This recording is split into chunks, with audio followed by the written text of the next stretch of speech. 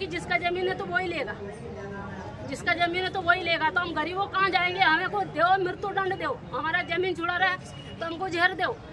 सरकार से यही लड़ना है। यहाँ से न्याय नहीं होगा तो सरकार से लड़ेगा। शिवराज सिंह मामा ने बोला था कि 50 साल का कब्जा भी होए तो नहीं छुड़ा सकता गरीबों से। तो गरीबी का जमीन आज कैसा बिका हुआ है? क्यों छुड़ाया गरीबों से?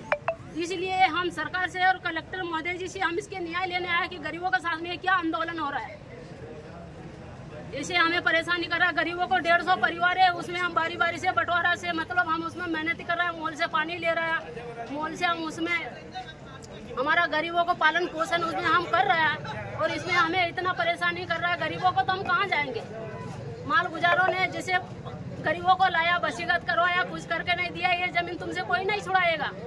और आज इस जमीन को छुड़ा रहा है। उस समय कोई पढ़ा लिखा नहीं था, गरीब लोग, और गरीब लोगों को पहाड़ से लाया माल गुजार लोग ने और वसीयत करवाया उन्हें, और कुछ करके नहीं दिया। और उन्हीं परिवार आज गरीबों से ये 3 पीढ़ी से लगा के ये चौथा पीढ़ी में गरीबों से जमीन छुड़ा रहा है।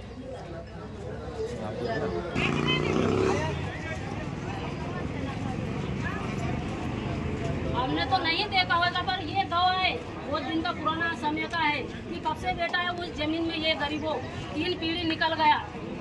और आज हमको यहाँ से भगा रहे हैं तो हम जाएगा कहाँ? हमें तो घेर दे दो गरीब को। सरकार से हम यही लड़ना चाहता है, यहाँ से नहीं लड़े। हमारा इसका न्याय करो।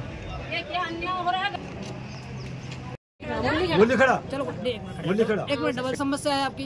खेत का। क्या समस्या? खेत की क्या हो गया? खेत का समस्या जो ये भाई जो बोल रहे हैं, वकील ने हमको कैसा करके लाया।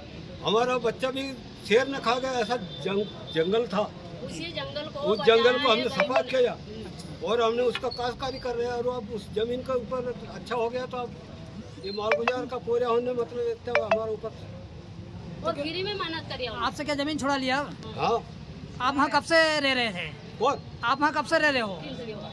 अरे 3 पीढ़ी हो गए भैया। अब हमको उतना तो आता नहीं, पर अब भैया हम तो अंगूठा छाप है। हाँ वो समझ गया।